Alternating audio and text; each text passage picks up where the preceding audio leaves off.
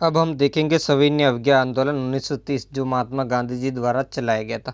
इस आंदोलन की संपूर्ण घटनाएं देखेंगे। पहले इनकी भूमिका, उसके बाद गांधी जी द्वारा की गई 11 सूत्री मांगे, इसके बाद जो दांडी यात्रा, फिर जो है इस सविनय अवज्ञा आंदोलन की शुरुआत, उसके बाद आंदोलन के मुख्य कार्यक्रम, आंदोलन का प्रचार, आंदोलन के दौरान कहाँ समांतर सरकारों की स्थापना हुई, कहाँ किस तरीके से आंदोलन चलाया गया, भारत के संपूर्ण भागों के अंदर कहाँ के लोगों ने भाग लिया और किस तरीके से इस आंदोलन को उन लोगों ने समझा, और इस आंदोलन के मुख्य कार्यक्रम क्या थे, और बाद में इस आंदोलन का पटाक्षेप कैसे हुआ। इन सारी बातों का हम क्या करेंगे, इस चैप्टर के अंदर अध्ययन करेंगे। तो नमस्कार, मैं हूं अशोक कुमार और आपका मेरे चैनल स्टडी 58 में स्वागत है। चैनल को सब्सक्राइब करें, सब्सक्राइब करने के साथ साथ वीडियो को लाइक, कमेंट, शेयर ज़रूर करें। इससे क्या होता है, हमारी हौसला अफजाई होती है और आपके लिए अधिक से अधिक वीडियो लेकर आने का प्रयास किया जाएगा। इसके अलावा जो टेस्ट पेपर लेना, उससे संबंधित मैं जल्द ही घोषणा करूँगा, और वैसे लगभग 1-2 दिन के अंदर मुझे टेस्ट लेने की इच्छा है, तो 1-2 दिन के अंदर आपके लिए टेस्ट पेपर आपके अपलोड कर दिया जाएगा, और जिसका आप क्या करोगे, हल कर पाके फिर उसका मुझे फीडबैक आपको देना है। तो अब देखते हैं इसमें विस्तार से होता क्या है। तो देखो, भारतीय परिदृश्य के अंदर काफ़ी महत्वपूर्ण घटनाएं जो हमने घट रही थी, उन घटनाओं के बारे में हमने देखा। जैसे इससे पहले के पार्ट में सविनय अवज्ञा आंदोलन, फिर नेहरू रिपोर्ट, फिर पूर्ण स्वराज्य का प्रस्ताव, ये सारी बातें हमने इससे पहले के चैप्टर के अंदर देख ली थी। अब यहाँ काफ़ी महत्वपूर्ण बदलाव हो रहे थे और सरकार का दमन निरंतर बढ़ता ही जा रहा था, और कांग्रेस कुछ ऐसा करना चाहती थी जिससे क्या हो, लोगों के ऊपर उनका प्रभाव स्थापित हो जाए। तो इसके लिए कांग्रेस ने कुछ महत्वपूर्ण प्रयास किए। उन्हीं प्रयासों को अब यहाँ पर हम देखेंगे। तो 1930 के प्रारंभ के अंदर सविनय अवज्ञा आंदोलन, तो इस आंदोलन ने क्या कर दिया, भारत के जो राष्ट्रीय आंदोलन के इतिहास में एक महत्वपूर्ण आंदोलन था, क्योंकि इसमें जो जनता ने बड़ी संख्या के अंदर भाग लिया था। और अब तक सरकार को लग रहा था कि इतना सारा कांग्रेस को सपोर्ट नहीं मिलेगा। वैसे सरकार तो असहयोग आंदोलन से भी घबरा गई थी, जिसमें भी कांग्रेस और गांधी जी के इस आंदोलन को बड़ा ही सहयोग प्राप्त हुआ था। 1928 की नेहरू रिपोर्ट के अस्वीकृत होने, यानी जब सरकार ने से मांग की गई थी, 31 दिसंबर 1929 का समय दिया गया था, लेकिन सरकार ने क्या था, इस तरफ ध्यान नहीं दिया था, यानी सरकार ने किसी भी प्रकार का इस तरफ ध्यान नहीं दिया था। तब भारतीयों ने क्या किया, भारतीयों ने अपना जो मुख्य लक्ष्य था वो किस में घोषित कर दिया था, पूर्ण स्वराज्य प्राप्ति को ही भारतीयों ने अपना लक्ष्य घोषित कर दिया। क्योंकि भारतीयों ने इस नेहरू रिपोर्ट में मांगा क्या था, औपनिवेशिक स्वराज्य यानी डोमिनियन स्टेट ही तो मांगा था, लेकिन ये भी क्या किया था, उन्होंने ब्रिटिश सरकार ने प्रदान नहीं किया था। ये नहीं दिए जाने से भारतीय नेताओं में क्या हो गया था, बड़ा ही असंतोष व्याप्त हो गया था।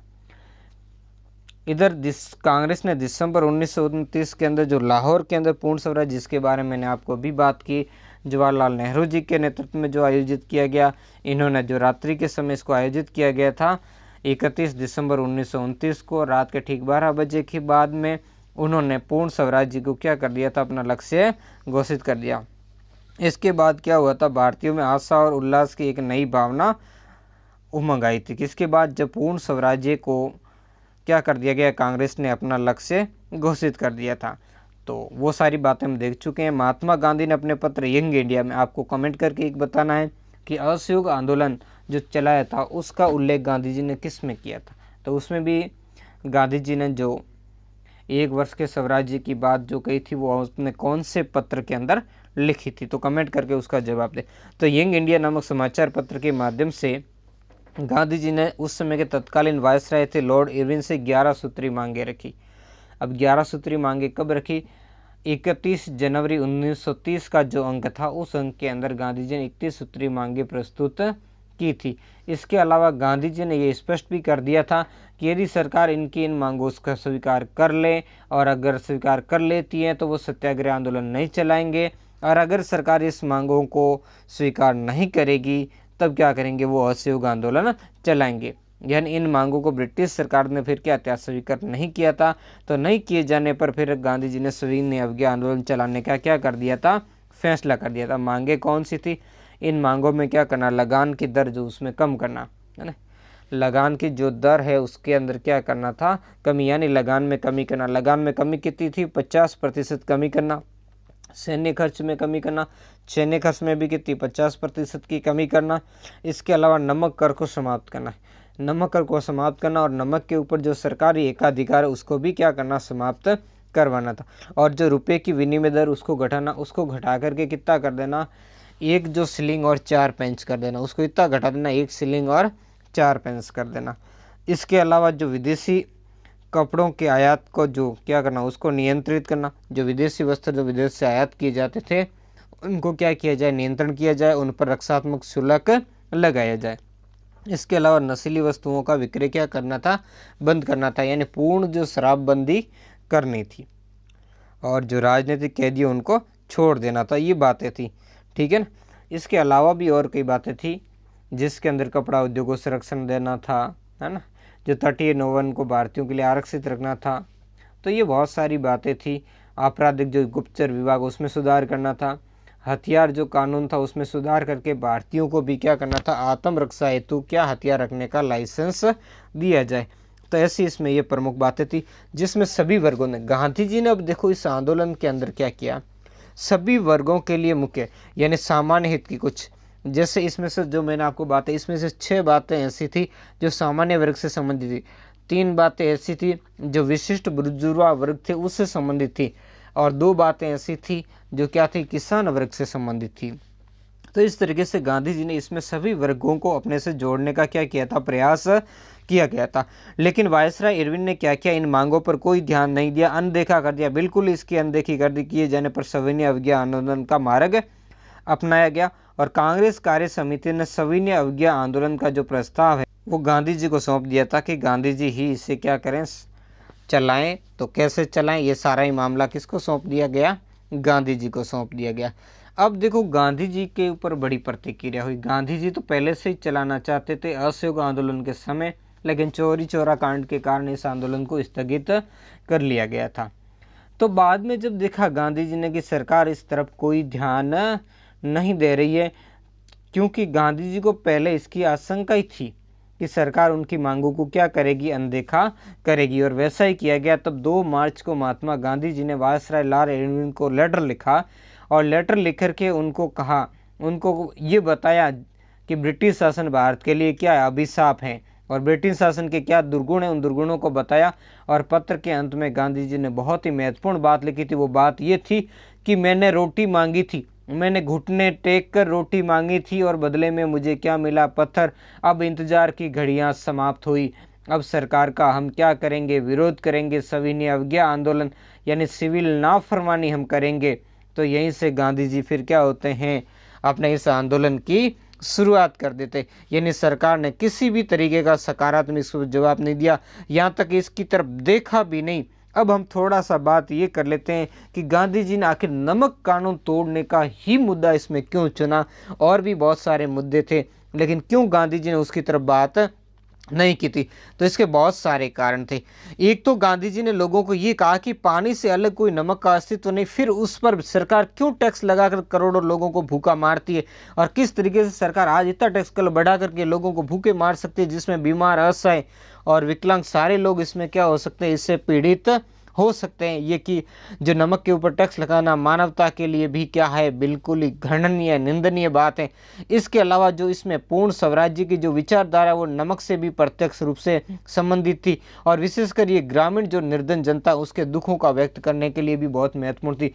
क्योंकि इसके में लोगों के बाद में जब किसान खेत के अंदर खेती करता था, तो जब उसकी औरत वहाँ क्या करती, उसके लिए खाना लेकर जाती थी, तो तब उसके पति जब उसके लिए क्या मांगता था, सब्जी में जब नमक मांगता था, तो वो क्या कहती थी कि वो भी ऐसी महंगाई के अंदर 2-2 सब्जियां, यानी नमक को भी एक सब्जी जितना ही क्या था, तुल्य दर्जा दे दिया गया था। और नमक सभी वर्गों को क्या करता था, प्रभावित, चाहे वो गरीब वर्ग हो, चाहे अमीर हो, चाहे और भी वर्ग हो, सभी वर्गों के लिए नमक एक महत्वपूर्ण बातें थी। और गांधी जी ने नमक को क्या कर दिया, पूर्ण जो स्वराज्य की विचारधारा उससे जोड़ दिया था। और ये क्या थी, गरीबों के तो नमक जैसी उनकी रोजमर्रा की चीजें थी। तो किसानों के लिए तो और कोई चीजें समझ में नहीं आती। पूर्ण स्वराज्य की जब गांधी जी इसमें बात करते तो किसानों के लिए तो कोई मतलब नहीं था, क्योंकि गरीब को क्या मतलब था पूर्ण, गरीब को तो 2 जून की रोटी मिल जाए तो ठीक है। और गरीब सबसे ज्यादा इससे पीड़ित था, नमक करके लगाने से नमक बहुत ही महंगा हो गया था। तो इसी कारण गांधी जी ने इस नमक कर को चलाया, तो जिससे सहजता से किसानों का समर्थन गांधी जी को प्राप्त हो गया था। और साथ में जो नमक का जो खर्च है वो निर्धन लोगों द्वारा ही व्यय किया जाता था। तो इस कारण ये लोगों के, निर्धन लोगों के भावनात्मक रूप से जुड़ा हुआ मुद्दा था, जिससे लोगों को, जनमत को बड़ी मात्रा में प्रभावित किया और बड़ी संख्या के अंदर लोग इसके साथ में जुड़े। यानी हम ऐसा कह सकते हैं, नमक ऐसा मुद्दा था जो गरीबों के साथ ही हर भारतीय को प्रभावित करने वाला था और सभी से ये प्रत्यक्ष रूप से जुड़ा हुआ था, क्योंकि हर घर की रसोई के अंदर इसी का जो प्रयोग होता था। तो इसी कारण गांधी जी ने इसी मुद्दे को चुना था।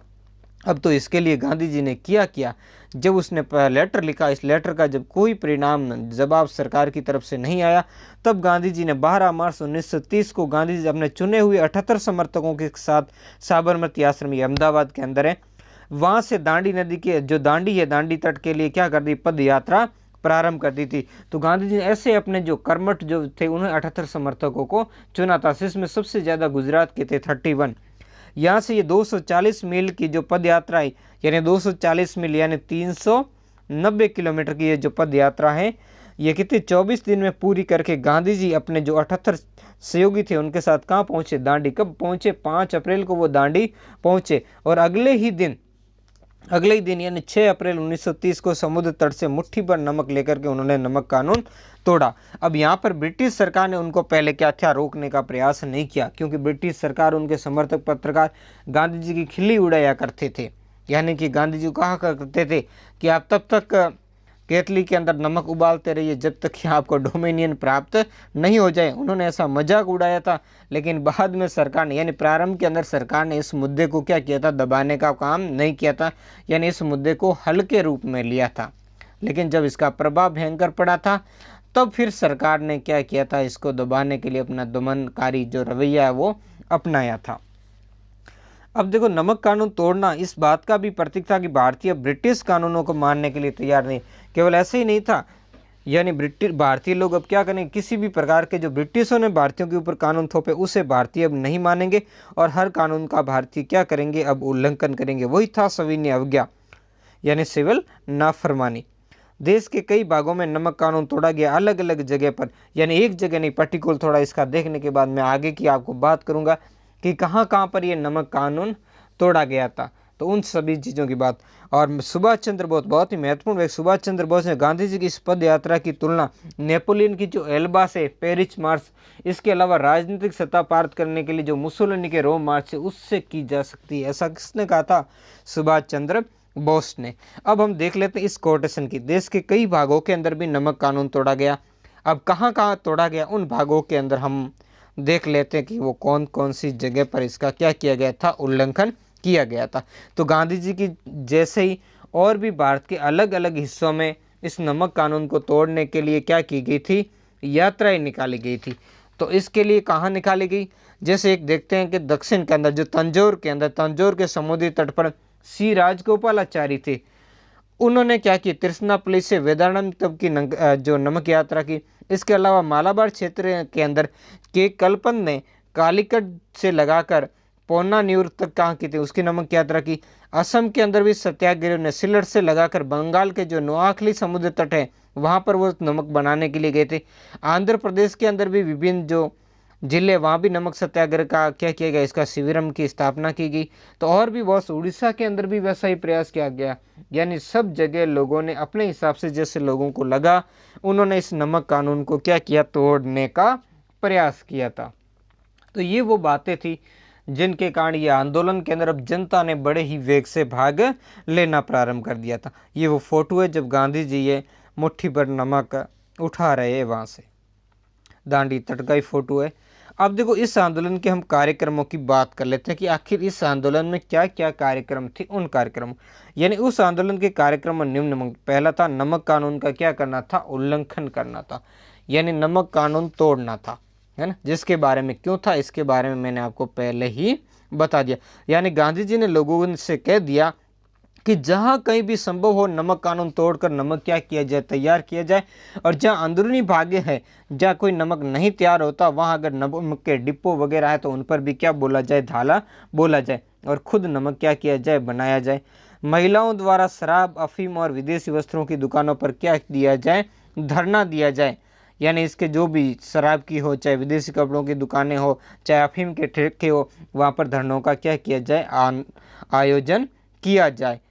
और इसके अलावा सूत काटना, गांधी जी ने बहुत ही महत्वपूर्ण किया था लोगों को कि हर घर में लोग चरखे काते और क्या बनाए, सूत बनाए।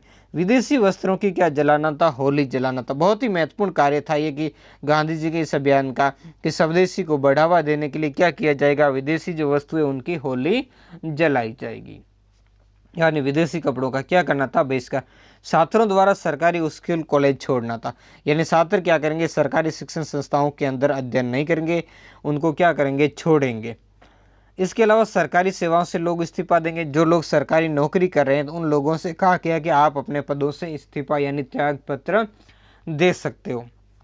इसके अलावा छुआछूत त्यागना, लोगों के अंदर जो भेदभाव की भावनाएं थी, जिसमें लोगों को, खास वर्ग को क्या किया जाता, मुख्य समाज से अलग किया जाता था, उनके लिए ये कहा गया कि आप इस तरीके का भेदभाव न करें। अब तो इस तरीके की बातों का लोगों पर बड़ा ही प्रभाव पड़ा था, है ना।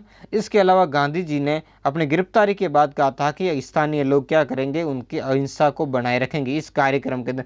साथ में लोगों को गांधी जी ने ये भी छूट दे दी कि अगर लोगों के पास पर्याप्त शक्ति हो तो वो क्या कर सकते हैं, करों की अदायगी का भी क्या कर सकते हैं, विरोध कर सकते हैं, अगर वो प्रतिरोध सहन कर सके। साथ में सबसे महत्वपूर्ण बात वो है कि इन सभी कार्यक्रमों के अंदर गांधी जी ने सत्य और अहिंसा को सर्वोपरि रखा था।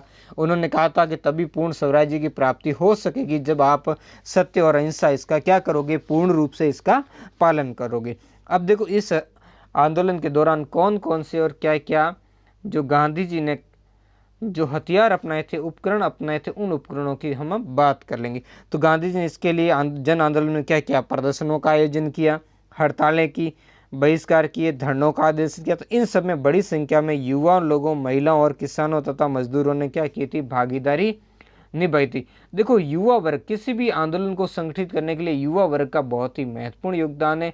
तो इस आंदोलन के अंदर भी युवाओं ने अपना क्या किया था, सहयोग दिया था।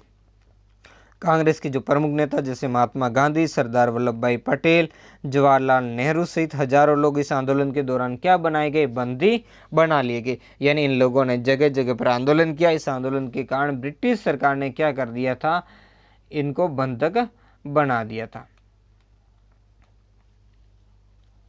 महाराष्ट्र, कर्नाटक, मध्य भारत, यहाँ पर क्या किया गया था, वन अधिनियमों का उल्लंघन किया गया था। अब जैसा कि मैंने आपको पहले भी बताया था कि यहाँ पर सरकार ने क्या किया था, दमन चक्र ज़्यादा बढ़ा दिया था।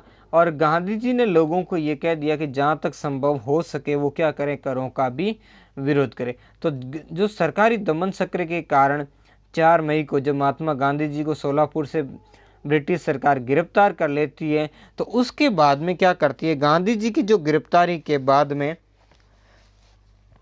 जो कांग्रेस क्या करती है, कुछ एक प्रस्ताव पारित करती है। इस प्रस्ताव के अंदर वो क्या करती है, रेतवाड़ी क्षेत्रों में लगान नहीं दिए जाए, जो जमींदारी क्षेत्रों में क्या किया जाए, चौकीदारी कर अदा नहीं किया जाए, और मध्य प्रांत के अंदर वन कानूनों का उल्लंघन किया जाए।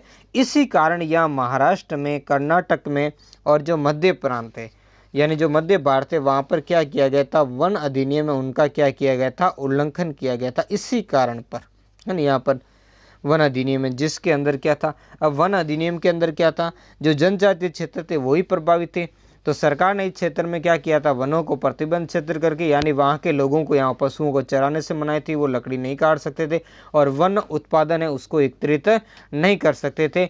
तो यहाँ के लोगों ने इस सविनय अवज्ञा आंदोलन के दौरान इन सभी नियम है उनका क्या किया था, यहाँ उल्लंघन किया, उसकी अवहेलना की थी।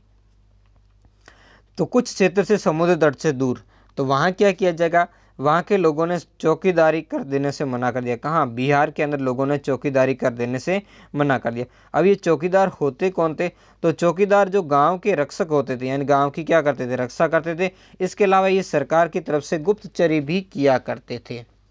तो इसको लेकर के भी लोगों ने इस क्षेत्र में क्या किया, आंदोलन चलाया। और जिसके अंदर लोगों ने इसका चौकीदारी कर का विरोध किया तथा चौकीदारों और जो चौकीदारी पंचायत के प्रभावशाली सदस्यों उनके इस्तीफे की मांग को लेकर जबरदस्त आंदोलन इस क्षेत्र के अंदर चलाया गया था। और इस तरीके से जो इनके विरुद्ध जनता के मन में तीव्र घृणा थी, जिससे पूरे बिहार के अंदर ये आंदोलन फैल गया। और विशेषकर भागलपुर के अंदर राजेंद्र प्रसाद और अब्दुल बारी ने क्रांतिकारियों को क्या किया था, संबोधित किया था, जिसमें राजेंद्र प्रसाद जो पुलिस के दमन यानी उनके लाठीचार्ज के अंदर बुरी तरीके से घायल हो गए थे। इन्हें यातनाएं भी दी गई थी, उनकी संपत्तियां भी क्या कर ली गई थी, जब्त कर ली गई थी। फिर भी लोगों ने सभी प्रकार के अत्याचारों का सामना करते हुए संघर्ष जारी रखा, जो कि अपने आप में महत्वपूर्ण था। उधर क्या था, उत्तर प्रदेश के अंदर लगान न देने का आंदोलन चला गया, क्योंकि उत्तर प्रदेश भी समुद्र तट से क्या था, दूर था, और वहाँ कोई नमक जैसा कोई महत्वपूर्ण मुद्दा नहीं था, नहीं वहाँ नमक बना सकते थे। तब यहाँ पर क्या किया, लगान अदा न करने का सशक्त आंदोलन चलाया गया। यहाँ दो तरफा लगान नहीं देने का, एक तो लोगों ने कहा कि हम भी जमींदारों आपको लगान नहीं देंगे, दूसरा जमींदारों से भी ये प्रार्थना की गई कि वो सरकार को राजस्व अदा नहीं करे, यानी सरकार को अपना जो हिस्सा है वो नहीं प्रदान करे। ठीक है, तो इस तरीके से दो तरीके से यहाँ बात की गई, क्योंकि अधिकांश जो जमींदार थे ब्रिटिश सरकार के क्या थे, वफादार थे। इन कारण किसानों ने क्या किया, जो लगान विरोध को ही महत्वपूर्ण मुद्दा बनाए रखा था। ठीक है, तो बड़ी मात्रा में यहाँ भी शक्तिशाली आंदोलन चला। आर की सरकार ने बाद में क्या कर दिया था, इसका क्रूरता से दमन किया, और फिर धीरे धीरे यह आंदोलन भी क्या हुआ, कभी कमजोर पड़ता, कभी वापस शक्तिशाली होता, इस तरीके से जारी रहा। अब हम बात कहते हैं पश्चिमोत्तर सीमांत प्रांत की। देखो, पश्चिमोत्तर सीमांत प्रांत के अंदर स्थिति बिल्कुल ही अलग थी। यानी पश्चिमोत्तर सीमांत प्रांत कौन सा, जो हम कहेंगे पेशावर वाला। अब देखो यहाँ क्या हो रहा था, पेशावर के अंदर जब आंदोलन हो रहा था, किसके, अब्दुल गफ्फार खान का एक संगठन था जिसका नाम था खुदाई खिदमतगार। तो खुदाई खिदमतगार यहाँ पर क्या करें, यानी पठान लोग यहाँ पर क्या कर रहे थे, विरोध कर रहे थे, जो उनका संगठन जो लाल कुर्ती दल के नाम से जाना जाता है। तब सरकार ने यहाँ हिंदू और मुसलमानों के अंदर खाई बढ़ाने के लिए, यानी विरोध करने वाले मुस्लिम थे, तो इसी कारण यहाँ चंद्र सिंह गढ़वाली के नेतृत्व में हिंदू सैनिकों की टुकड़ी यहाँ पर, यानी गढ़वाली सैनिकों को पेशावर के इन पठान प्रदर्शनकारियों आंदोलनकारियों पर गोली चलाने को लिए भेजा गया, इनके दमन के लिए भेजा गया। लेकिन चंद्र सिंह गढ़वाली ने क्या कर दिया, इन पर गोली चलाने से क्या कर दिया, इनकार कर दिया। इससे देश प्रेम को प्रदर्शित किया। और बाद में हालांकि इनको क्या सुनाई गई, सजाएं सुनाई गई, लेकिन इन सजाओं को इन्होंने स्वीकार कर दिया था। लेकिन उस समय अनूठे रूप से क्या किया था, यहाँ पर देश प्रेम का उन्होंने जो क्या दिया था, बढ़ावा दिया था। और इसके बाद में काफ़ी समय तक पेशावर के ऊपर जनता का शासन रहा। बाद में सरकार हवाई हमले के द्वारा ही इस पर अपना क्या कर पाई थी, नियंत्रण स्थापित कर पाई थी। अब हम अगला वो जो देखेंगे वो है सोलापुर के अंदर। अब यह सोलापुर आंदोलन का बहुत ही महत्वपूर्ण केंद्र था, जो बम्बई प्रेसिडेंसी के अंदर था, और ये एक औद्योगिक नगर भी था। और गांधी जी की जो गिरफ्तारी है वो यहीं से हुई थी। तो गांधी जी की गिरफ्तारी के बाद यहाँ पर भयंकर विद्रोह हो गया था, है ना। तो यहाँ आंदोलनकारियों ने ब्रिटिश राज समाप्त कर प्रशासन की बागडोर क्या कर ली थी, अपने हाथ में ले ली थी। यानी यहाँ पर जो मजदूर थे, यहाँ के मिल मजदूर थे, उन्होंने अपना काम धंधा छोड़ करके क्या हो गए, यहाँ प्रदर्शन कर दिए, हड़तालें की, शराब की दुकानों तथा सरकारी प्रतिष्ठान सबको नष्ट करने लगे। जैसे चाहे पुलिस स्टेशन हो, चाहे रेलवे स्टेशन हो, नगर पालिका भवन हो, न्यायालय, उनको क्या कर दिया, इन सरकारी भवनों को आग लगा दी गई थी। तो यहाँ पुलिस और इनके प्रदर्शनकारियों के बीच में बहुत ही ज़्यादा संघर्ष चला था। और इस संघर्ष के बाद में मजदूरों ने पुलिस को यहाँ से क्या कर दिया था, खदेड़ दिया था, और खदेड़ कर एक प्रकार से यहाँ समांतर सरकार की स्थापना कर दी। तो ये बहुत ही महत्वपूर्ण पॉइंट है, ध्यान रखना कि सविनय अवज्ञा आंदोलन के समय कहाँ पर समांतर सरकार की स्थापना की गई थी, सोलापुर में। ये एकमात्र है जहाँ पर क्या की गई थी, समांतर सरकार की स्थापना की गई थी, जिसके कारण सोलापुर शहर लगभग एक सप्ताह तक आंदोलनकारियों के क्या रहा था, हाथ में रहा था। बाद में सरकार ने इस क्षेत्र में मार्शल लॉ लगाया, और बड़ी क्रूरता से यहाँ अपने सैन्य मदद के द्वारा ही सरकार इस पर अपना नियंत्रण स्थापित कर पाई थी। अब देखेंगे पूर्वोत्तर भारत के अंदर। तो देखो, पूर्वोत्तर भारत ने भी इस असहयोग आंदोलन के दौरान अपना बहुत ही महत्वपूर्ण योगदान दिखाया था। यानी पूर्वोत्तर जो सीमांत क्षेत्र, इसमें नागा जाति ने यहाँ पर क्या किया था, जो असहयोग आंदोलन को बड़ा ही तेजी से इस क्षेत्र के अंदर चलाया था। तो यहाँ पर क्या किया गया था, नागाओं ने यदुनाथ के नेतृत्व में क्या किया था, ब्रिटिश सरकार के विरुद्ध आंदोलन किया था। यानी पूर्ण असहयोग और करबंदी का आंदोलन यहाँ चलाया गया, जिससे इस आंदोलन को यहाँ पर जिया तरंग आंदोलन के रूप में जाना जाता है। और यहाँ पर हुआ क्या था, नागाओं और पुलिस के बीच में सशस्त्र मुठभेड़ हो गई थी, और इस मुठभेड़ के बाद में जो सरकार थी यानी पुलिस थी, उसने क्या कर दिया था, इस यदुनाग को क्या कर दिया था, गिरफ्तार कर दिया, और गिरफ्तार करके इनको फांसी की सजा दे दी गई थी। तो इनको फांसी की सजा देने के बाद यदुनाग की बहन थी रानी गेडिलियो, ये यदुनाग की कौन थी, बहन थी रानी गेडिलियो, जो उस समय कितनी थी, 13 वर्ष की थी, छोटी उम्र में, यानी 13 वर्ष की थी सिर्फ इसमें। इसके नेतृत्व में यहाँ क्या किया गया था, विद्रोह का संचालन किया गया था, जो कि अपने आप में बड़ा ही प्रशंसनीय नेतृत्व इसने क्या किया था, उस समय प्रदान किया था। यानी छोटी सी उम्र में रानी को अंग्रेजों द्वारा क्या की गई थी, आजीवन कारावास की सजा दी गई थी। इस लड़की को गिरफ्तार कर दिया, आजीवन कारावास की सजा दी गई थी, और इस देश की इस वीरांगना को स्वतंत्रता के बाद ही मुक्ति मिल पाई थी। इसको किसने रानी की उपाधि दी थी, तो जवाहरलाल नेहरू ने। यह ध्यान रखना, जवाहरलाल नेहरू ने इस गेडिलियो को क्या दी थी, रानी की उपाधि प्रदान की थी। और इसके बारे में कहा भी था कि एक दिन ऐसा आएगा जब पूरा भारत इन्हें क्या करेगा, स्नेहपूर्ण रूप से स्मरण करेगा, यानी याद करेगा। अब देखेंगे मुसलमानों के बारे में अलग अलग। तो मुस्लिमों की भागीदारी इस आंदोलन में 1920 के असहयोग आंदोलन की तुलना में कम थी। वैसे 1920 में भी कोई ज़्यादा नहीं थी, क्योंकि प्रारंभ के अंदर जब खिलाफत का मुद्दा था तब तक मुसलमान साथ में रहे, बाद में अलग हो गए। हालांकि कुछ राष्ट्रवादी जुड़े हुए थे, वैसे कुछ राष्ट्रवादी लोग इसमें भी थे, और उसमें मुख्य थे फिर पश्चिमोत्तर सीमांत प्रांत के अब्दुल गफ्फार खान, जिनके बारे में हमने अभी आगे भी बात की थी, और अब भी यहाँ पर बात करेंगे उन्हीं अब्दुल गफ्फार खान के, क्योंकि बात की जानी भी चाहिए, क्योंकि बहुत ही महत्वपूर्ण व्यक्ति थे, और जिन्हें क्या किस नाम से, सीमांत गांधी के नाम से जाना जाता है, जिन्होंने इस क्षेत्र में महत्वपूर्ण रूप से क्या किया था, सहयोग प्रदान किया था। और यहाँ तक कि आज़ादी के समय तक भी ये क्या करते थे, भारतीय सरकार के साथ में थे। और जब विभाजन हुआ था तब भी उन्होंने कांग्रेस से कहा था कि आप हमारे साथ धोखा मत करना, लेकिन आखिर धोखा उनके साथ हो गया था। उन्होंने कहा था हमें भेड़ियों के आगे मत फेंको। और ये अपने जो पठानों के अंदर बादशाह खान के नाम से क्या थे, बड़े ही प्रसिद्ध थे। इनका संगठन था खुदाई खिदमतदार। खुदाई खिदमतदार का मतलब होता है ईश्वर के सेवक, तो वो क्या थे, ईश्वर के सेवक थे। इसने महत्वपूर्ण भूमिका दिखाई, और ये लोग क्या करते थे, एक लाल कुर्ती दल के नाम से जाने जाते थे। खुदाई खिदमतगार, इसको लाल कुर्ती दल के नाम से क्यों जाना जाता, क्योंकि इस संगठन के जो लोग थे वो लाल कुर्ती पहना करते थे। कैसी, लाल रंग की कुर्ती पहनने के कारण ये संघ से, तो इन्होंने इस क्षेत्र के अंदर यानी लाल कुर्ती संगठन ने जो पठान थे उसमें राष्ट्रीय एकता का नारा बुलंद किया, और अंग्रेजों से स्वतंत्रता क्या की, प्राप्त करके ब्रिटिश जो उपनिवेशवाद है उसके प्रति इनको आंदोलन करने के लिए क्या किया था, तैयार किया था। तो इन्होंने इस क्षेत्र में जो कांग्रेस का यानी गांधी जी जो असहयोग आंदोलन चला रहे थे, वैसा ही जो सविनय अवज्ञा आंदोलन था, जो अहिंसक रूप में, वैसा ही आंदोलन यहाँ पर चलाया जा रहा था। अब आगे देखेंगे ब्रिटिश सरकार ने क्या दमन किया। तो ब्रिटिश सरकार ने क्या किया था, घोर दमन किया। हमें इसका क्या करेंगे, हम मूल्यांकन थोड़ा सा देख लेते हैं।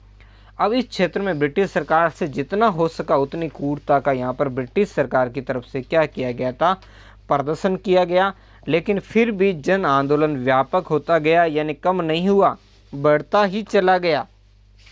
और इसके बढ़ते हुए प्रभाव से ब्रिटिश सरकार बड़ी ही क्या हो गई थी, घबरा गई थी। इसी बीच भारतीय संवैधानिक सुधारों के ऊपर विचार करने के लिए लंदन के अंदर गोलमेज सम्मेलन बुलाया गया। और कब बुलाया गया था, नवंबर 1930 से जो प्रथम गोलमेज सम्मेलन प्रारंभ हो गया था। कांग्रेस ने इस सम्मेलन में भाग नहीं लिया था, क्योंकि कांग्रेस इस समय जो सविनय अवज्ञा आंदोलन चला रही थी, इसी कारण कांग्रेस ने इसमें क्या किया था, भाग नहीं लिया था। तब ब्रिटिश सरकार ने कांग्रेस से बात करने के उद्देश्य से गांधी जी सहित कांग्रेस के नेताओं को 26 जनवरी 1931 को क्या कर दिया था, रिहा कर दिया, यानी उनको छोड़ दिया था। क्योंकि खुद ब्रिटिश सरकार भी जब पहले गोलमेज सम्मेलन के अंदर कांग्रेस ने भाग नहीं लिया था, तो ब्रिटिश सरकार भी ये चाह रही थी कि कांग्रेस के बिना ये क्या है, ये सम्मेलन पूर्ण नहीं है। तो इसी कारण बाद में जब ब्रिटिश सरकार कांग्रेस से मांग करेगी कि वो इससे शामिल हो, तो इसके लिए क्या करेगी, उसने जो सद्भावपूर्ण माहौल है उस माहौल को बनाए रखने के लिए कांग्रेस के जितने भी गांधी जी सहित जो भी नेता थे जेल के अंदर बंद, उन सभी नेताओं को क्या कर दिया था, छोड़ दिया था। ठीक है, तो इसको छोड़ने के बाद इनके बीच में गांधी इरविन पैक्ट होगा। उस पैक्ट को हम नए पार्ट के अंदर देखेंगे। ये वीडियो कैसा लगा आप कमेंट करके ज़रूर बताएं। धन्यवाद। अब हम देखेंगे सविनय अवज्ञा आंदोलन का जो दूसरा पार्ट है इस पार्ट के अंदर, यानी जो सविनय अवज्ञा आंदोलन का पहला पार्ट हम देख लिया, तो इसके बाद क्या होगा, इसके अंदर दूसरे पार्ट के अंदर हम कांग्रेस और ब्रिटिश सरकार के बीच में जो समझौता होगा और उस समझौते के बाद महात्मा गांधी जी द्वितीय गोलमेज सम्मेलन के लिए भाग लेने के लिए लंदन जाएंगे। हालांकि वहां जाकर के उनको कोई भी ऐसी कुछ उपलब्धि नहीं प्राप्त होती और वहाँ से उल्टा वो निराश होकर के वापस आ जाते हैं। इधर ब्रिटिश सरकार भी क्या करती थी, अपना दमन चक्र बड़े ज़ोर शोर से चलाती है। फिर गांधी जी सविनय अवज्ञा आंदोलन को दोबारा प्रारंभ करते हैं, लेकिन फिर उतना सहयोग नहीं मिल पाता और अनंत 18 मई 1934 को गांधी जी क्या करते थे, बिना कोई शर्त के सविनय अवज्ञा आंदोलन वापस ले लेते हैं। तो इन मुख्य घटनाओं के अंदर हम बारे में देखेंगे और साथ में जो गांधी इरविन समझौता हुआ था उसकी मुख्य शर्तें क्या थी, उन सभी शर्तों के बारे में भी हम विस्तार से डिस्कशन करेंगे। तो नमस्कार, मैं हूं अशोक कुमार और आपका मेरे चैनल स्टडी 58 में स्वागत है। मेरे चैनल को सब्सक्राइब करें और सब्सक्राइब करने के साथ वीडियो को लाइक कमेंट शेयर ज़रूर करें। अब देखो, थोड़ी पहले इसकी भूमिका देख लेते हैं। यानी क्या हुआ था, ब्रिटिश सरकार ने एक माहौल बनाने के लिए 25 जनवरी 1931 को गांधी जी और कांग्रेस के अन्य सभी प्रमुख नेताओं को बिना किसी शर्त के साथ में रिहा कर दिया था।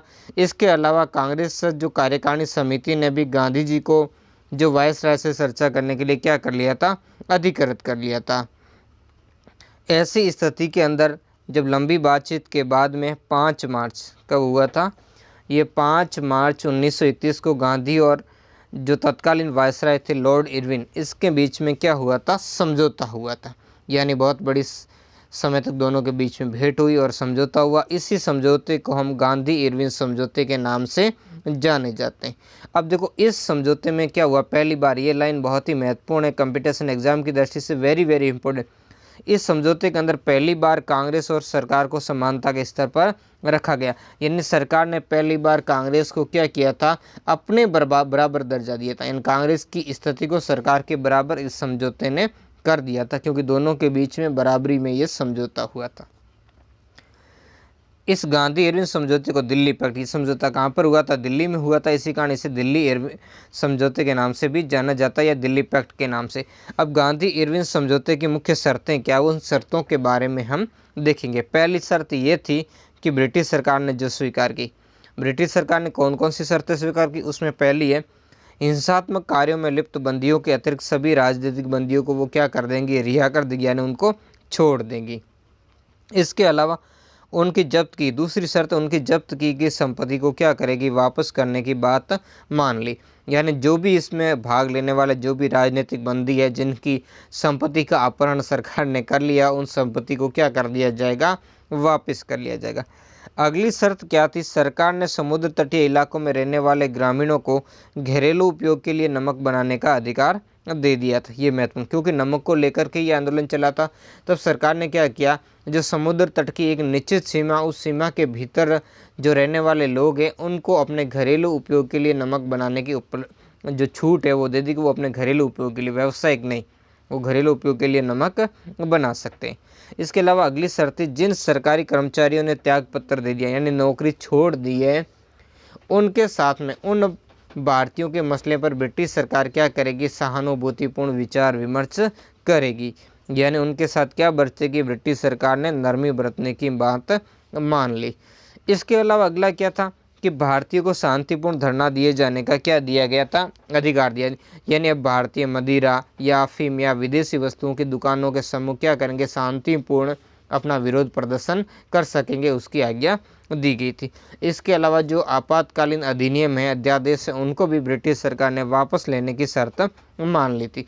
तो अब इसके अलावा कुछ और चीज़ें थी जो ब्रिटिश सरकार ने नहीं मानी थी। वो 2 बातें थी, जैसे गांधी जी ने एक मांग की थी कि पुलिस ज्यादतियों की जांच कराई जाए, उससे भी नहीं स्वीकार किया था। दूसरा, भगत सिंह और उसके साथियों को जो फांसी की सज़ा की माफ़ी के लिए किया था, उस बात को भी शामिल नहीं किया। तो इसके कारण गांधी जी की आलोचना भी की जाती है कि उन्होंने इस समझौता होने के बावजूद भी भगत सिंह और उनके साथियों की फांसी को रोकने का कोई प्रयास नहीं किया था। अब इसके बदले में कांग्रेस यानी गांधी जी ने क्या था, कांग्रेस की तरफ से गांधी जी ने सरकार को क्या आश्वासन दिया था, गांधी जी ने आश्वासन दिया था सरकार को कि कांग्रेस क्या करेगी, सविनय अवज्ञा आंदोलन को समाप्त कर लेगी, यानी सविनय अवज्ञा आंदोलन को वापस करेगी, यानी उसको क्या करेगी, स्थगित कर देगी। इसके अलावा दूसरी शर्त ये थी कि कांग्रेस लंदन में होने वाले दूसरे गोलमेज सम्मेलन में भाग लेने को सफल हो गई थी, क्योंकि पहले गोलमेज सम्मेलन में कांग्रेस ने भाग नहीं लिया था, क्योंकि कांग्रेस इस समय सविनय अवज्ञा आंदोलन चला रही थी। इसी कारण समय ब्रिटिश सरकार और उसके प्रतिनिधि भी ये मानते थे कि जब तक कांग्रेस इस सम्मेलन में शामिल नहीं हुई तो इसलिए उसका कोई औचित्य नहीं था। अब इसके कई सारे कारण थे, इसके अलावा जो जिस कारण के भूमिकाओं के बारे में भी मैं आपको बताऊंगा। अब गांधी जी ने यह तैयार हो गए तो उसके लिए कुछ उन्होंने बातें रखी थी। वो बातें ये थी कि इस शर्त पर, यानी गांधी जी ने सशर्त इस द्वितीय गोलमेज सम्मेलन में भाग लेने के लिए तैयार हुए थे। उसमें उन्होंने शर्त रखी कि वो इस शर्त पर इस सम्मेलन में भाग लेंगे कि यहाँ पर क्या होगा, संवैधानिक जो प्रश्नों के मुद्दे उस पर विचार किया जाएगा, और उस में कौन से उस समय के जो भारतीय परिसंघ है, भारतीय उत्तरदायित्व हैं और भारतीय हितों का संरक्षण एवं सुरक्षा के लिए जो अपर्यायी मुद्दे उन पर विचार विमर्श किया जाएगा, जिसके अंदर हम ऐसे कहते हैं उसके अंदर रक्षा, विदेशी मामले, अल्पसंख्यकों की स्थिति, भारत की वित्तीय साख जैसे मुद्दों को क्या करवाया जाएगा, शामिल करवाया जाएगा। तो यहाँ तो सरकार ने एक बार हामी भर दी थी, लेकिन फिर वहाँ गांधी जी जाएंगे तो उसकी स्थिति उलट ही होगी। उसके बारे में भी हम क्या करेंगे, चर्चा करेंगे। तो गांधी जी दूसरे गोलमेज सम्मेलन में भाग लेने के लिए कहाँ गए, लंदन। इस सम्मेलन में ब्रिटिश सरकार का कोई भी प्रस्ताव क्या था, गांधी जी के लिए स्वीकार करने योग्य नहीं था। अब देखो ये बातें थी क्योंकि सरकार क्या करती थी, गांधी जी को सिर्फ उनके लक्ष्यों से भटकाना ही चाहती थी। इसी कारण उन्होंने क्या किया था, एक बार इस आंदोलन को कमज़ोर कर दिया। इसके अलावा वो कांग्रेस पार्टी को भी और गांधी जी को भी कमज़ोर करना चाहती थी। साथ में ये दिखाना चाहती थी कि कांग्रेस ही केवल भारतीयों का मुख्य संगठन नहीं है, इसके अलावा और भी लोग हैं, है ना। तो इसी कारण उसने क्या किया था, कांग्रेस को इस समझौते के लिए क्या किया था, राजी कर लिया था। तो देखो इस कारण गांधी जी वहाँ पर गए। कब गए, दिल्ली समझौते के बाद में गांधी जी कांग्रेस के एकमात्र प्रतिनिधि के रूप में। एक चीज़ ध्यान रखनी है, यहाँ से गांधी जी जो राजपूताना नामक जहाज़ था, उस जहाज़ के अंदर महादेव देसाई, मदन मोहन मालवीय, देवदास गांधी, घनश्याम दास बिड़ला और मीराबेन, इन सब के साथ में वहाँ पर गए थे। तो गांधी जी को वैसे उनसे कोई उम्मीद भी नहीं थी, क्योंकि इस समय ब्रिटेन के अंदर जो सरकार भी क्या थी, दक्षिणपंथी खेमे की जो मैकडोनाल्ड है उसके नेतृत्व में सरकार थी। और वहाँ पर इस सम्मेलन के अंदर जो ब्रिटिश सरकार उन्हीं लोगों का ज़्यादा प्रतिनिधित्व कर रही थी जो क्या थे, रूढ़िवादी थे या प्रतिक्रियावादी थे या सांप्रदायिक थे या ब्रिटिश राजभक्त थे, वही। और जिनका उपयोग ब्रिटिश सरकार यानी ब्रिटिश जो साम्राज्यवादी सरकार वो ये प्रदर्शित करने के लिए कर रही थी कि कांग्रेस सभी भारतीयों की एकमात्र संस्था नहीं है। साथ ही सरकार का मकसद ये था कि हर मोर्चे पर गांधी जी को क्या किया जाए, हरा दिया जाए। इसी कारण ब्रिटिश सरकार ने गांधी जी के साथ में क्या किया था, ये जो समझौता किया था, और उन्हें द्वितीय विश्व जो दूसरा गोलमेज सम्मेलन है उस सम्मेलन में इन्हें शामिल होने के लिए क्या कर लिया था, राजी किया था, ताकि वो क्या करें, इंग्लैंड के अंदर इनका गांधी जी को अपमान कर सके। तो ऐसा ही हुआ क्या, क्योंकि वहाँ पर उसने ये दर्शा दिया कि कांग्रेस या गांधी जी ही एकमात्र भारतीयों के प्रतिनिधि नहीं हैं, और उन्हें वहाँ से असफल होकर के वापस लौटना पड़ा। वहाँ क्या हुआ, वहाँ ये किया ब्रिटिश सरकार के, वहाँ अल्पसंख्यकों जो उनके राजभक्त लोग थे, जो सांप्रदायिक प्रतिक्रियावादी लोग थे, उनके माध्यम से मुद्दे उठवाए, जिन्होंने क्या मुसलमानों के प्रतिनिधि थे, ईसाइयों के, आंग्ल भारतीय, दलितों के, उनके माध्यम से पृथक प्रतिनिधित्व की मांग करवाई, और इन सब से आपस में मिलकर के एक अल्पसंख्यक गठजोड़ भी करवा दिया था। और गांधी जी इसके विपरीत थे, गांधी जी किसी भी प्रकार के जो सांप्रदायिक आधार पर संवैधानिक प्रस्ताव का क्या किया था, विरोध किया था। इसके अलावा जो भारतीय रजवाड़े थे वो भी संघ बनाने के मुद्दे पर ज़्यादा उत्साहित नहीं थे, ठीक है ना। तो ये सारी बहुत सारी बातें थी जिनके कारण इस सम्मेलन के अंदर गांधी जी को कुछ भी हाथ नहीं लगा। इसके अलावा जो ब्रिटिश सरकार थी, जिन्होंने गांधी जी को चाहती थी कि हर मोर्चे पर परास्त कर दिया जाए, उसमें काफ़ी हद तक सफल हो गई, और कांग्रेस को एकमात्र भारतीयों की प्रतिनिधि संस्था नहीं मान रही थी, उसमें भी काफ़ी महत्व सिद्ध हो गई। इसी कारण उन्होंने यहाँ अपने जो हितकारी राजभक्त और प्रतिक्रियावादी लोगों को इस सम्मेलन में एकत्रित किया था। अब गांधी जी वहाँ से क्या हो गए, असफल होकर के 28 दिसंबर 1931 को भारत वापस आ गए। और भारत वापस आकर के फिर कांग्रेस कार्य समिति ने क्या कर दिया, सविनय अवज्ञा आंदोलन को फिर से चलाने का क्या कर दिया, निर्णय लिया था। यानी लंदन में द्वितीय गोलमेज सम्मेलन के समय सरकार ने गांधी इरविन समझौते के विपरीत क्या किया, भारत में दमन चक्र चालू रखा। यानी यहाँ पर क्या किया था, ब्रिटिश सरकार ने स्वीकार नहीं किया था, तो इस कारण भारत में क्या चलता रहा, सरकार ने बड़ा ही दमन चक्र चलाया था, है ना। तो इसमें क्या था, महात्मा गांधी ने भारत में आकर जो इरविन के स्तर पर नए नियुक्त वायसराय लॉर्ड वेलिंगटन से मिलकर बातचीत करने का प्रयास किया, किंतु उनका ये प्रयास क्या हो गया, असफल हो गया, क्योंकि उन्होंने मिलने से ही इनकार कर दिया था। अब देखो इसमें सरकार का रुख बदल क्यों गया था, इसके लिए भी कुछ महत्वपूर्ण बात है जिनके ऊपर भी थोड़ी हम बात कर लेते हैं, जिसके कारण क्या होता, ब्रिटिश सरकार का जो रुख है वो गांधी जी और कांग्रेस के प्रति बदल गया था। अब देखो इसका कारण ये था कि ये समझौता जिसमें पहली बार कांग्रेस को क्या किया गया, सरकार के साथ समानता के स्तर पर रखा गया था, तो इससे क्या होगा, इससे कांग्रेस की प्रतिष्ठा और भारतीयों के उत्साह में बड़ी वृद्धि हुई और ब्रिटिश सरकार की प्रतिष्ठा को बड़ा ही नुकसान पहुंचा। तो ऐसी स्थिति के अंदर ब्रिटिश सरकार ने यथा स्थिति को क्या किया था, परिवर्तित करने की योजना बने, और इसी के लिए नए वायसराय ने क्या किया था, जो वेलिंगटन थे उसने गांधी जी से मिलने से इनकार कर दिया। इसके अलावा उन्होंने ये भी रोक लगाने का प्रयास किया कि गांधी जी वापस कोई आंदोलन प्रारंभ न करे और न ही इसकी उन्हें अनुमति दी जाए, और इसके अलावा जब भी अगर ऐसा करे तो क्या करेंगे, वो बड़ी क्रूरता के साथ में क्या करेंगे, उनका दमन करेंगे। और बाकी जो कांग्रेस के विरुद्ध जो भी लोग हुकूमत कर रहे थे या उन लोगों का क्या कर रहे थे, जो ब्रिटिश सरकार का साथ दे रहे थे, उनको अब वो क्या करेंगे, संरक्षण करेंगे। यानी अब ब्रिटिश सरकार कांग्रेस का नहीं, अब कांग्रेस के पीछे नहीं भागेगी, बल्कि उन लोगों का सहयोग और समर्थन लेगी जो क्या है, राजभक्त हैं और सरकार की क्या पिगलू बने हुए लोग हैं, उनका सहयोग लेगी। इसके अलावा जो इस राष्ट्रीय आंदोलन को ग्रामीण क्षेत्रों में बिल्कुल ही प्रसारित या संगठित होने के लिए नहीं देगी, यानी अब क्रूरतापूर्ण तरीके से क्या करेगी, इनका दमन करेगी। अब ये बातें इधर ये चल रही थी। ऐसी परिस्थितियों के अंदर गांधी जी ने 3 जनवरी 1932 को पुनः सविनय अवज्ञा आंदोलन प्रारंभ कर दिया, क्योंकि जब ब्रिटिश सरकार यहाँ बलपूर्वक तरीके से भारतीयों पर क्या कर रही थी, कार्रवाई कर रही थी। यानी क्या कार्रवाई कर रही थी, यहाँ से जो कांग्रेस के कार्यकर्ता थे और जो किसान थे उन पर कठोर दमनात्मक कार्रवाई कर रही थी, किसानों से बलपूर्वक लगान दे रही थी और भेदभावपूर्ण अध्यादेशों के द्वारा काफ़ी सारे लोगों को क्या कर लिया था, जेलों में डाल दिया था। तो इस स्थिति के अंदर गांधी जी ने 3 जनवरी 1932 को सविनय अवज्ञा आंदोलन को दोबारा प्रारंभ कर दिया। इसका दूसरा चरण, इस डेट को आप महत्वपूर्ण है, इसको ध्यान रखना। तो इसके अगले ही दिन यानी 4 जनवरी 1932 को गांधी जी को क्या कर लिया था, ब्रिटिश सरकार ने गिरफ्तार कर लिया। और गिरफ्तार करके क्या कर लिया, ब्रिटिश सरकार ने जो विभिन्न प्रकार के अलग अलग नए नए अध्यादेश लगा दिए कांग्रेस और उसके इस नए आंदोलन का क्या करने के लिए, दमन करने के लिए। तो इन आंदोलन के द्वारा बड़ी मात्रा में क्रूरतापूर्ण दमन किया गया और नागरिक और सैनिक कानून का क्या कर दिया गया, शासन स्थापित कर दिया। कांग्रेस से संबंधित विभिन्न संगठनों पर प्रतिबंध लगा दिया, राजनीतिक कार्यकर्ताओं को जेलों में ढूंढ दिया और कांग्रेस से जो भी सहानुभूति रखने वाले उन लोगों को यातनाएं दी गई, नागरिक अधिकारों को समाप्त कर दिया, उनकी संपत्तियां कुर्क कर दी गई। यहाँ तक कि गांधी जी के जो आश्रम है उन पर भी जबरदस्ती सरकार ने क्या कर दिया, कब्जा कर लिया। प्रेस पर रोक लगा दी, राष्ट्रवादी साहित्य पर क्या लगा दी, रोक लगा दी थी। कांग्रेस ने लंदन में 1932 में हुए तीसरे गोलमेज सम्मेलन में इसके कारण बाद में भाग नहीं लिया था। आंदोलन पुनः प्रारंभ करने के बाद ब्रिटिश सरकार ने गांधी जी को जेल में बंद कर दिया। तो गांधी जी ने क्या कर दिया, अब जेल के अंदर ही गांधी जी ने अनशन प्रारंभ कर दिया और यहाँ पर गांधी जी की स्थिति बिगड़ती जा रही थी। तो इसको देखते हुए सरकार ने क्या किया, 23 अगस्त 1933 को गांधी जी को जेल से रिहा कर दिया था।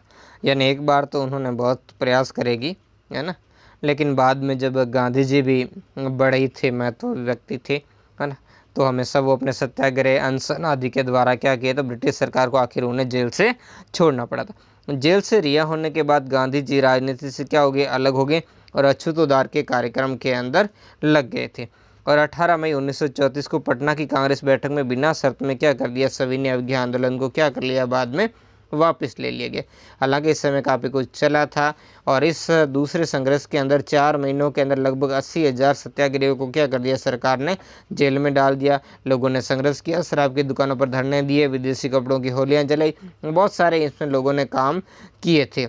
लेकिन इसमें एक तो गांधी जी और अन्य जो राष्ट्रवादी नेता उनको सरकार ने गिरफ्तार कर दिया और जनता संगठित और अपरिपक्व थी, इसी कारण नेतृत्व नहीं चल पाया। इसलिए गांधी जी ने बाद में इस आंदोलन को क्या ले लिया, वापस ले लिया। हालांकि इस बार और भी लोगों को फिर से निराशा हुई असहयोग आंदोलन के जैसे ही, लेकिन फिर भी इस बार उतना लोगों का मनमुटाव नहीं हुआ था। अब देखते हैं इसका मूल्यांकन।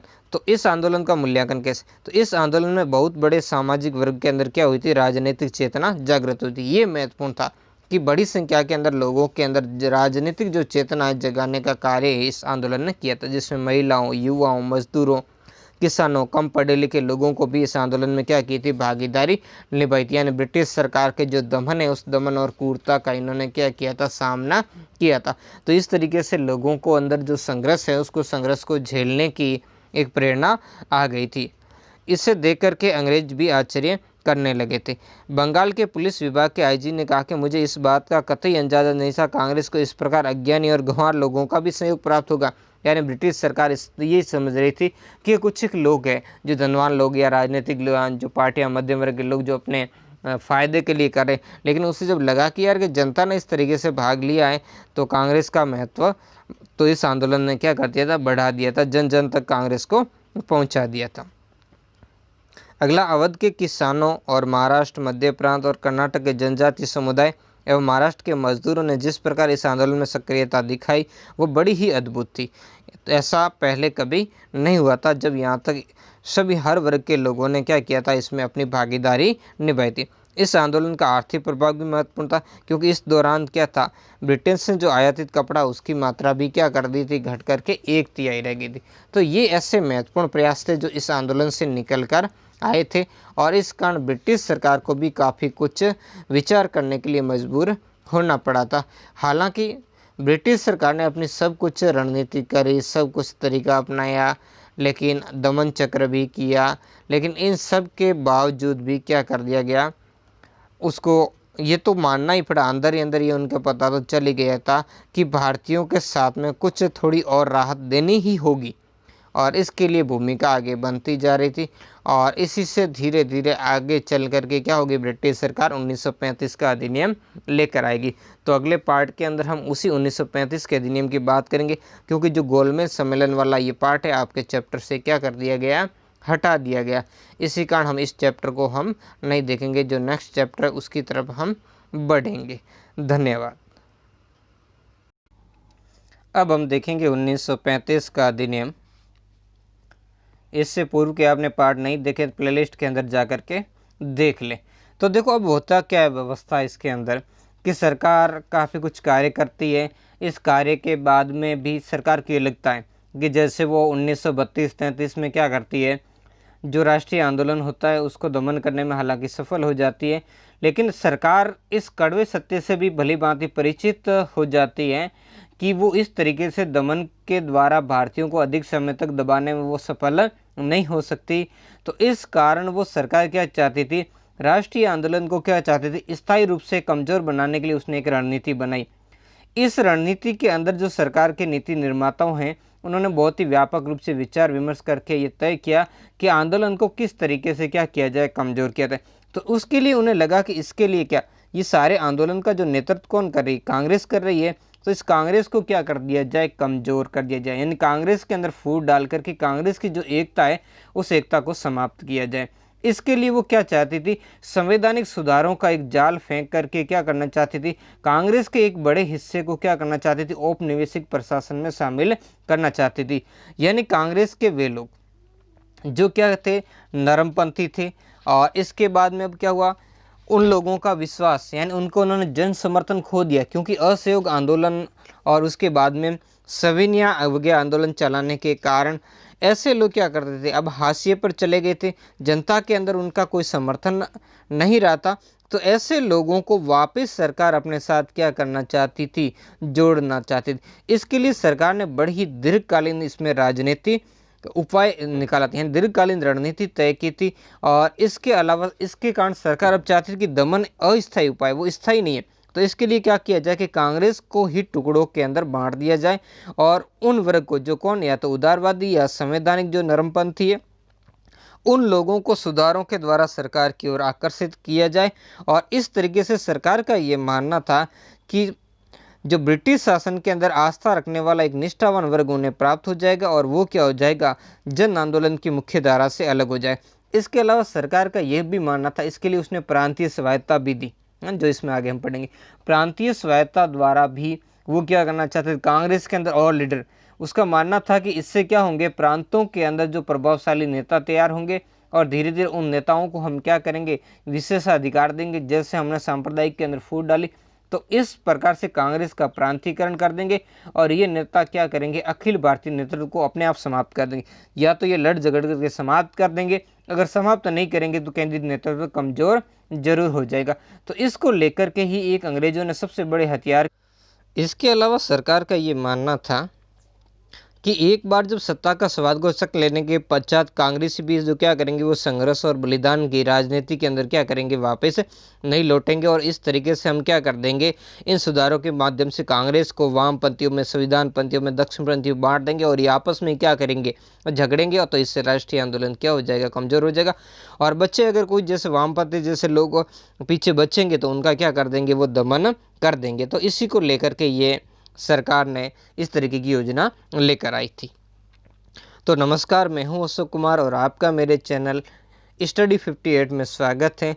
चैनल को सब्सक्राइब करें और सब्सक्राइब करने के साथ साथ वीडियो को लाइक, कमेंट, शेयर जरूर करें। अब देखते हैं इसको महत्वपूर्ण।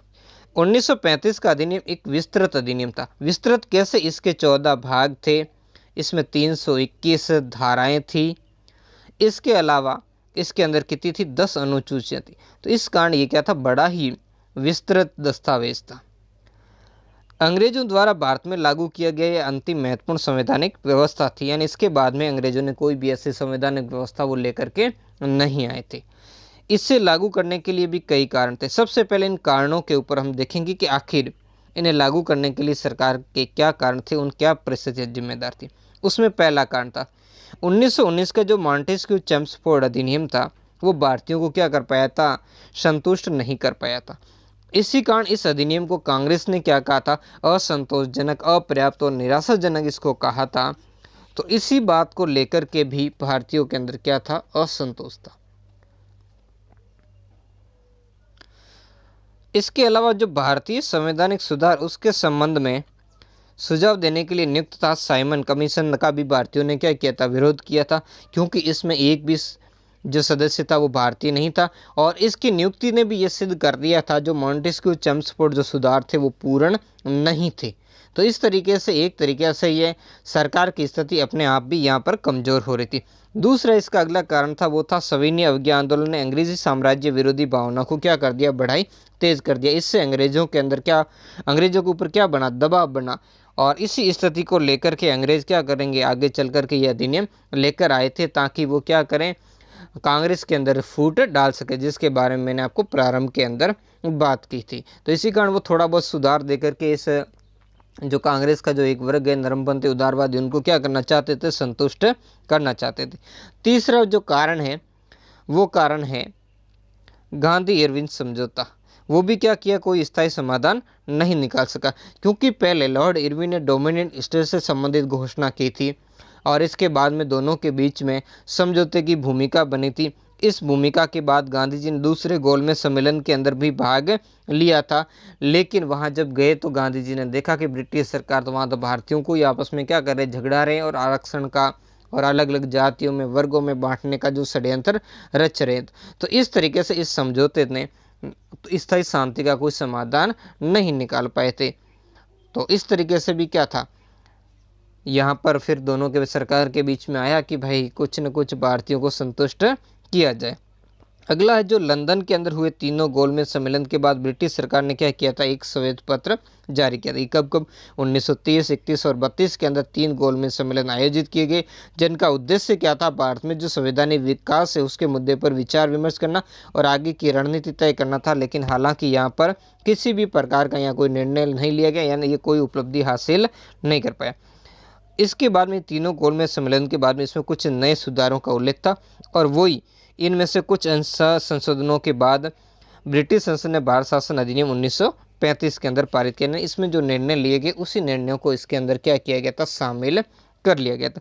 इसके अलावा भी बहुत सारे कारण, जैसे स्वराज्य दल की भी भूमिका हम देख सकते हैं, इधर जो नेहरू रिपोर्ट थी उनकी भी भूमिका हम इसमें देख सकते हैं। इन सारी वो परिस्थितियाँ थी, वो सारे कारण थे जिनके कारण ब्रिटिश सरकार को क्या लेकर आना पड़ा, भारत शासन अधिनियम 1935 लेकर के आना पड़ा था।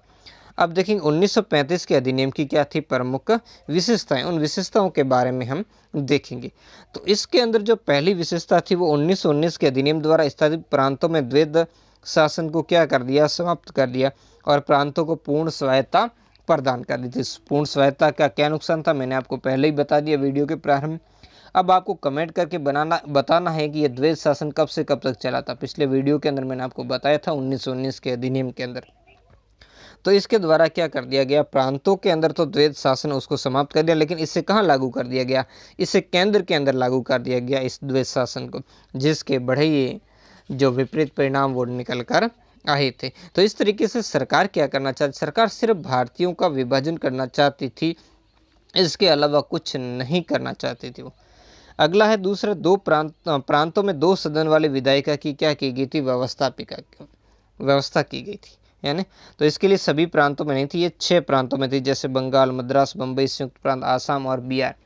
इन प्रांतों के अंदर 2 सदन वाली क्या की गई, विधायिका की व्यवस्था की, जिसमें उच्च सदन को विधान परिषद और निम्न सदन को क्या कहा जाता था, विधान सभा के नाम से जाना गया था। इनमें अलग अलग सदस्य थे, और इन सदस्यों को जिसमें से कुछ प्रत्यक्ष चुने जाते थे, कुछ का वैसे अधिकतर इसमें क्या होते थे, नॉमिनेट सदस्य ही हुआ करते थे।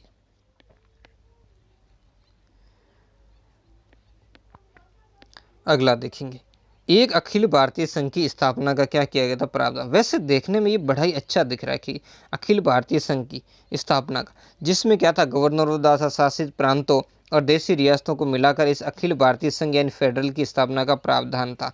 लेकिन इसके अंदर शर्तें ऐसी लगा दी, यानी गाड़ी तो है अच्छी दिख रही है, लेकिन उसके चारों तरफ क्या लगा दिए गए, ब्रेक लगा दिया, वो अपने जगह से क्या थी, हिल नहीं रही थी।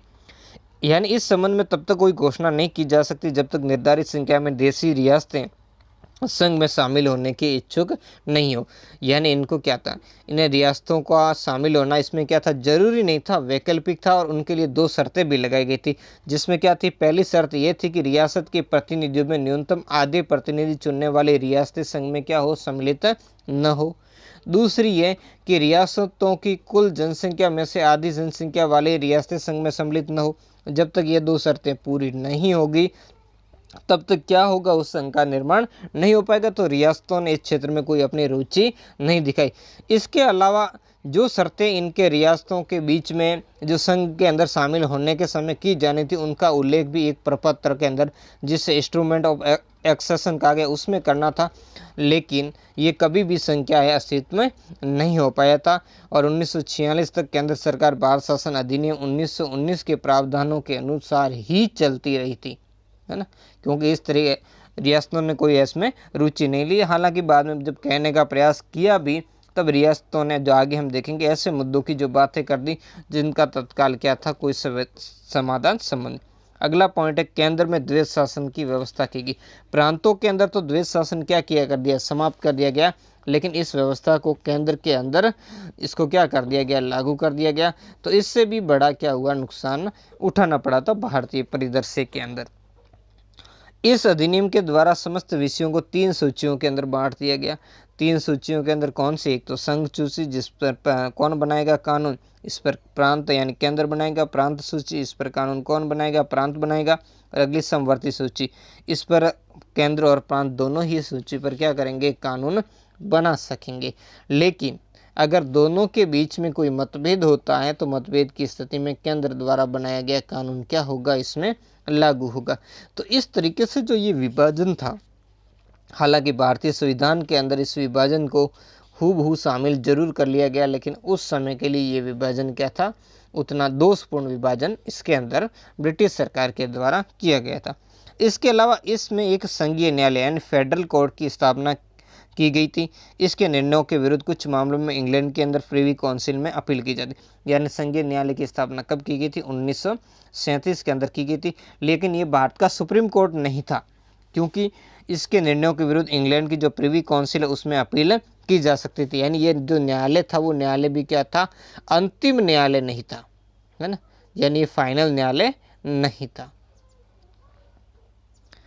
इस तरीके से अगला पॉइंट देखेंगे 7वां, इस अधिनियम के द्वारा 1858 के अधिनियम द्वारा स्थापित कौन सी इंडिया काउंसिल, बहुत ही महत्वपूर्ण, उसको समाप्त कर दिया और इसके स्थान पर भारत सचिव के लिए क्या की गई, सलाहकारों की इसकी नियुक्ति की गई थी। और अगला पॉइंट है सांप्रदायिक निर्वाचन जो प्रणाली उसका क्या किया गया था, विस्तार किया गया था और दलितों के लिए भी सांप्रदायिक आधार पर क्या किया गया था, निर्वाचन प्रणाली का इसमें प्रावधान किया गया था। यानी सांप्रदायिक प्रणाली को है न केवल बरकरार रखा गया बल्कि उसका क्या किया गया, बड़ा ही विस्तार कर दिया गया। यानी अब दलितों को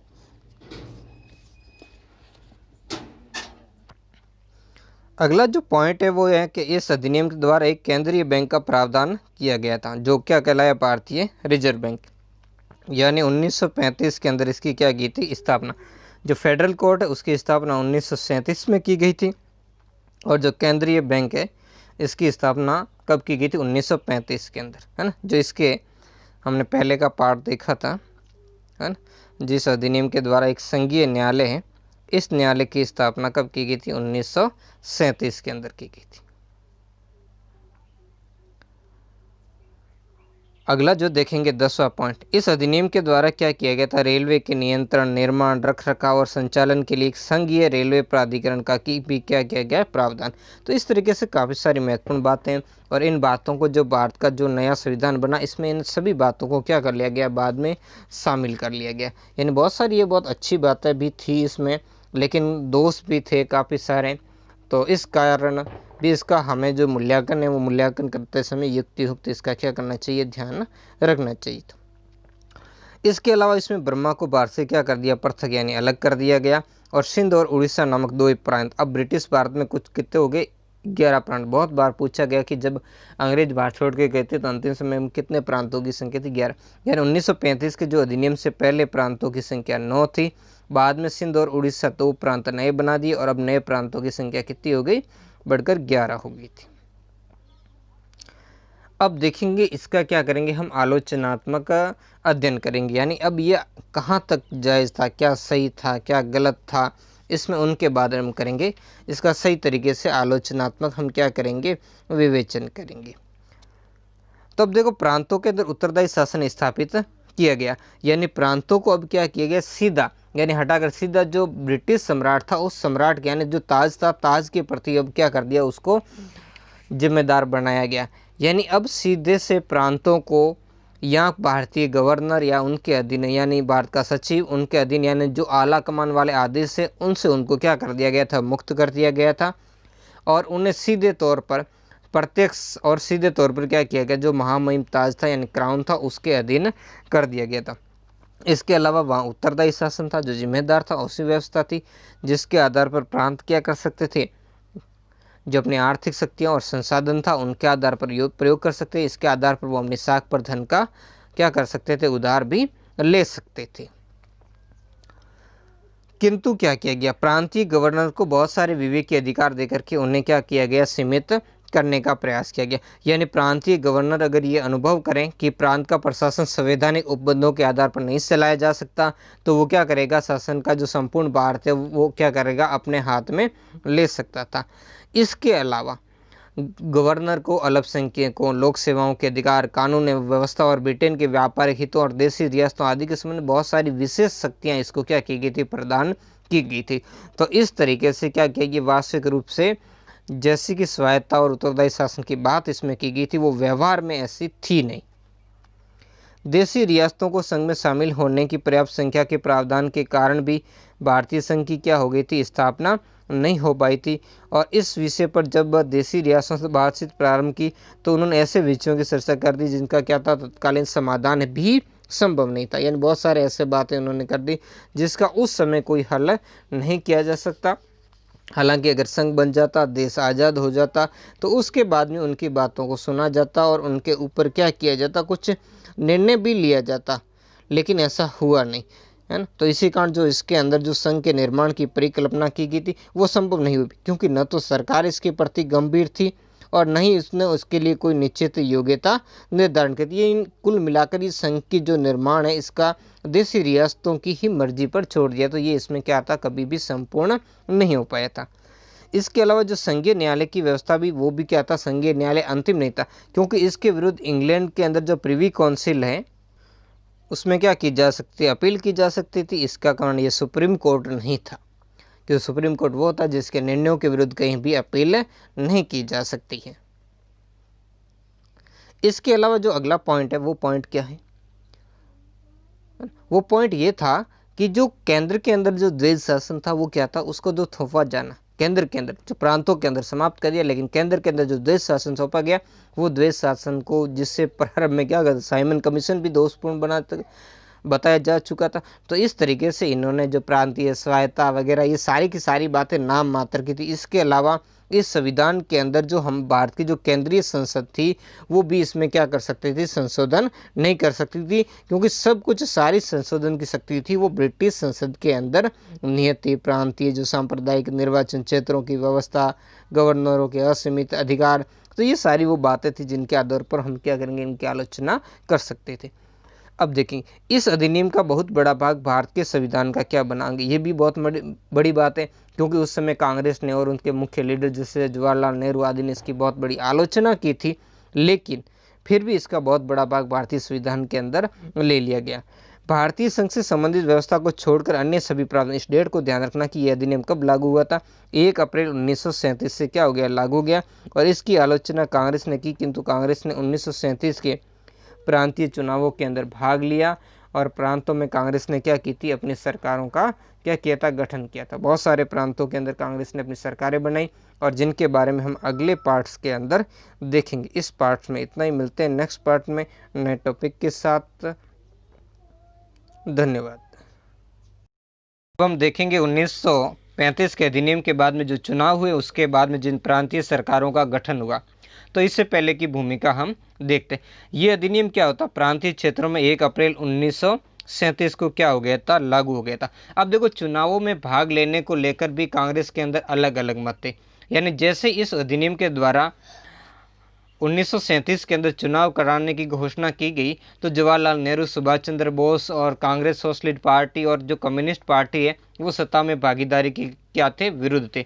यानी जवाहरलाल नेहरू का तो यहाँ तक मानना था कि सत्ता में हिस्सेदारी का मतलब ये था कि 1935 के अधिनियम को स्वीकार करना और खुद को क्या था, दोषी ठहराना था। और जो ये तो क्या था, बिना जो हमें क्या था, अधिकार या उत्तरदायित्व क्या था, वहन करना था। और क्योंकि राज्य और सत्ता के ढांचे क्या होंगे, वो अपरिवर्तन ही रहेंगे। यानी जवाहरलाल नेहरू जी का मानना था कि सत्ता में जो साझेदारी करेंगे उससे जो आंदोलन है उसका क्या होगा, क्रांतिकारी चरित्र समाप्त हो जाएगा। अब लेकिन फिर था क्या, अब इधर गांधी जी ने भी प्रारंभ में क्या किया था, इस सत्ता में भागीदारी का विरोध किया, यानी चुनावों में भाग लेने का विरोध किया। लेकिन 1936 तक आते आते जब क्या हो गया, सविनय अवज्ञा आंदोलन जो पुनः प्रारंभ करने का भी उचित समय नहीं था, तो इसके बाद में वो भी क्या हो गए, इस पर सहमत हो गए और कांग्रेस को भी क्या करना, सरकार जो बनाने का मौका देने की उन्होंने भी बात की थी। तब कांग्रेस का इसी समय जो यानी 1937 के बाद या 36 के जो अंत के अंदर क्या होता, फैजपुर के अंदर, जो फैजपुर कहाँ पर है, महाराष्ट्र के जो जलगांव क्षेत्र के अंदर है, वहाँ पर कांग्रेस का अधिवेशन हुआ था। और उस अधिवेशन के अनुसार कांग्रेस ने क्या किया था, चुनावों में भाग लेने का निर्णय लिया था, है ना। और उन्होंने कहा था कि सत्ता में हिस्सेदारी किस तरीके से होगी इसके बारे में बाद में क्या करने का निर्णय लिया जाएगा। तो इसी कारण कांग्रेस ने चुनावों के अंदर भाग लिया था। जो जुलाई 1937 के अंदर चुनाव हुए इसमें कांग्रेस ने भाग लिया था और इसमें कांग्रेस को बहुत ही शानदार सफलता प्राप्त हुई थी, क्योंकि कांग्रेस ने अपने घोषणा पत्र में बहुत ही अच्छी बातें कही थी, जिसमें नागरिक स्वतंत्रता की बहाली, छुआछूत का क्या करना, विरोध करना, राजनीतिक बंदियों की रिहाई करना, माल गुजारी और लगान इसकी दरों में कमी करना, किसानों को ऋण से मुक्त करना, श्रमिक संगठन बनाने और हड़ताल के अधिकार देने का वादा करना। तो इस तरीके से जो चुनाव हुए, इस चुनावों के अंदर कांग्रेस को क्या हुई थी, जबरदस्त सफलता मिली। यानी इन विधानसभाओं मद्रास, बम्बई, संयुक्त प्रांत, बिहार, मध्य प्रदेश और उड़ीसा के अंदर कांग्रेस को क्या हो गया था, बहुमत प्राप्त हो गया था। इन सभी प्रांतों के अंदर कांग्रेस को क्या हुआ था, बहुमत प्राप्त। यानी इस समय कुल 1161 जो सीटों पर चुनाव लड़ा गया और उसमें से 1161 में से 716 सीटें किसने विजय प्राप्त कर दी, कांग्रेस ने विजय प्राप्त कर दी। तो इनमें कांग्रेस को क्या हो गया, बहुमत प्राप्त हो गया, है ना। कौन कौन से दलों के अंदर, वैसे जो हमने अभी देख लिया कि बिहार संयुक्त प्रांत है, मद्रास है, मध्य प्रांत और बरार और उड़ीसा वगैरह, इन प्रांतों में कांग्रेस को बहुत ही अच्छा बहुमत प्राप्त हो गया था। जुलाई 1937 के अंदर ब्रिटिश भारत के कुल 11 प्रांत, जो 1937 के अधिनियम में 2 नए प्रांतों का जो गठन किया गया, ये कौन से प्रांत थे, कमेंट बॉक्स में आपको बताना। इनमें से 6 प्रांतों में क्या बनी थी, कांग्रेस की सरकारें बनी थी। पश्चिमोत्तर सीमांत प्रांत और आसाम में कांग्रेस की क्या बनी थी, संयुक्त सरकारें बनी थी। यानी इन जो प्रांतों के अंदर जो 3 प्रांत थे उसमें कांग्रेस सबसे बड़े दल के रूप में उभर कर सामने आई थी। 5 प्रांतों के अंदर तो उसको अपना बहुमत मिल गया था, यानी बहुमत के लिए कांग्रेस को पूर्ण सीटें मिल गई थी। लेकिन फिर बाद में हालांकि बम्बई में भी सबसे बड़े दल के रूप में उभरी थी और वहाँ भी इसको सरकार बना ली, तो कोई समस्या नहीं है। फिर जो 2 प्रांत, जो पश्चिमोत्तर सीमांत प्रांत जिसे उत्तर पश्चिमी सीमा प्रांत भी कहते हैं, और आसाम या जिसे असम भी, इन प्रांतों के अंदर भी बाद में कांग्रेस ने अपनी जो सहयोगी दल हैं, इन सहयोगी दलों के साथ में मिलकर के कांग्रेस ने क्या कर ली, अपनी सरकारें बना ली थी। अब देखते हैं कि वो कौन से प्रांत थे जहां क्या था, कांग्रेस को प्रतिनिधित्व प्राप्त नहीं हुआ था, यानी जहां पर कांग्रेस को बहुमत नहीं मिला था, कांग्रेस उनसे वंचित रही थी। तो ऐसे प्रांत थे 3। अभी हमने पढ़ लिया 6 प्रांतों में कांग्रेस ने पहले सरकार बना दी, 2 प्रांतों में बाद में, यानी कुल 8 प्रांतों के अंदर, 11 में से 8 प्रांतों के अंदर कांग्रेस की सरकारें बन गई थी। तो पीछे रहते 3 प्रांत, 8 और 3 कितने होते हैं, 11। 3 प्रांत कौन थे, तो वो प्रांत थे बंगाल, पंजाब और सिंध। बंगाल, पंजाब और सिंध, यहाँ पर कौन से गैर कांग्रेसी मंत्रिमंडल बनाए गए थे, यानी यहाँ कांग्रेस को क्या था, बहुमत प्राप्त नहीं हुआ था। तो बंगाल के अंदर फजल उल हक के नेतृत्व में क्या हुआ था, यहाँ पर किसकी सरकार बनी थी, फजल उल हक के नेतृत्व में जो प्रजा कर्षक पार्टी, कौन सी पार्टी थी, प्रजा कर्षक पार्टी और मुस्लिम लीग की यहाँ संयुक्त सरकार बनी। जबकि पंजाब में यूनिस्ट पार्टी के नेता हयात खां के नेतृत्व में क्या हुआ, सरकार का गठन किया गया। अब बाकी जगह किसके नेतृत्व में सरकार बनी, उनके बारे में भी हम देख लेते हैं, उन मंत्रिमंडलों के बारे में, यानी सभी। इस समय यहाँ क्या कहा जाता था, इनको प्रधानमंत्री। तो बाकी जैसे संयुक्त प्रांत है जहाँ पर कांग्रेसी मंत्रिमंडल थे, उनकी बात कर लेते हैं। बाकी यहाँ जो किसके नेतृत्व में बनी थी उनके बारे में हमने देख लिया। तो अब बात कर लेते हैं संयुक्त प्रांत के अंदर किसके नेतृत्व के अंदर सरकार बनी थी। तो संयुक्त प्रांत के अंदर जो कांग्रेसी प्रधानमंत्री थे गोविंद वल्लभ पंत, बम्बई के अंदर जो कांग्रेसी प्रधानमंत्री थे बीजी खेर, और मद्रास के अंदर कांग्रेसी प्रधानमंत्री थे सी राजगोपालाचारी, और उड़ीसा के अंदर कांग्रेसी प्रधानमंत्री थे हरे कृष्ण महताब, और मध्य प्रांत के अंदर कांग्रेस के प्रधानमंत्री डॉक्टर खरे थे। जबकि बिहार प्रांत के अंदर श्री कृष्ण सिन्हा, और उत्तर पश्चिमी सीमा प्रांत के अंदर कौन थे, डॉक्टर खान साहब थे। अब इससे आगे क्या है ना, यानी हमने यहाँ देख लिया कि 11 में से 8 प्रांतों में कांग्रेस की सरकारें बनी और केवल 3 प्रांत बंगाल, पंजाब और सिंध में ही गैर कांग्रेसी मंत्रिमंडल बने। मुस्लिम लीग का जो मुस्लिम निर्वाचन क्षेत्रों में भी प्रदर्शन किया था वो अच्छा नहीं रहा था, निराशाजनक रहा था। तो इसी कारण मुस्लिम लीग क्या करती थी, इन सरकारों को किसी भी तरीके से वो समाप्त करवाना चाहती थी। अब देखेंगे इन सरकारों ने क्या कार्य किए, उन कार्यों की तरफ ध्यान देखेंगे। तो सबसे महत्वपूर्ण यही चीज़ें थी कि इन जो गठित जो प्रांतीय सरकार, इन्होंने बहुत ही अच्छा काम किया था। इन सरकारों ने नागरिक स्वतंत्रता और समान अधिकार के क्षेत्रों में क्या किए थे, बहुत ही बड़े प्रशंसनीय कार्य किए थे।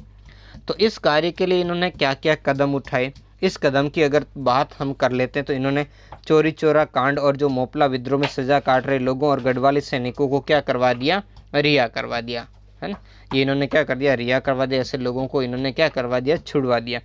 राजनीतिक संस्थाओं पर ही लगी रोक को क्या कर दिया, हटा दिया। जैसे कि इन्होंने क्या किया था, हमने चुनाव प्रचार के समय भी इस बात का उन्होंने उल्लेख किया था, तो इनको क्या कर दिया, हटवा दिया था। जो भी राजनीतिक बंदी थे या जेल में बंद क्रांतिकारी थे उनको क्या करवा दिया, इन्होंने छुड़वा दिया और यानी छोड़ दिया। और जो राजनीतिक निर्वाचन या नज़रबंदी से संबंधित जो भी आदेश थे उन सभी आदेशों को इन्होंने क्या कर दिया, प्रांतीय सरकारों ने रद्द कर दिया था। राजनीतिक कार्यकर्ताओं की गतिविधियों पर लगी रोक को भी इन्होंने क्या कर दिया था, हटा दिया था। यानी अब लोग क्या करेंगे, राजनीतिक जो गतिविधियां उन गतिविधियों को लोग कर पाएंगे। इसके अलावा समाचार पत्रों से ली गई जमानतें भी अब क्या कर दी, वापस कर दी। यानी प्रेस पर जो लगाए गए प्रतिबंध उनको क्या कर दिए, समाप्त कर दिए थे और उन्हें सरकारी विज्ञापन दिए जाने लगे। यानी सरकार ने क्या किया था, जो जिन समाचार पत्रों को क्या कर रहा सरकार ने काली सूची में डाला गया उनको हटा दिया गया। अब उनमें क्या दिया जाने लगा, वापस सरकारी विज्ञापन भी दिए जाने लगे। तो ये वो सारी बातें थी, और भी थे जैसे सविनय अवज्ञा आंदोलन के दौरान बर्खास्त किए गए अधिकारियों के जो पेंशन भत्ते हैं वो भी क्या किए, सरकार ने वापस दे दिए। पुलिस के अधिकारों में भी क्या कर दी, इन्होंने कटौती कर दी थी। और राजनीतिक कार्यकर्ताओं का पुलिस अब पीछा नहीं कर सकेगी। पुलिस और गुप्तचर उनको जो बयान जनता के बीच में उनके बयान दर्ज नहीं कर सकेगी। बहुत सारे उनके अधिकारों में इस तरीके से क्या कर दी, कटौती कर दी और जब्त किए गए हथियारों को लौटा दिया। और जिन भारतीयों के जो लाइसेंस रद्द किए उन्हें वापस इन्होंने सही कर दिया। तो और भी बहुत सारे इनके अधिकार क्या कर लिए, वो समाप्त कर दिए। किसके, पुलिस और जो भी अत्याचारी अधिकार थे। तो बहुत ही अच्छा कार्य किया।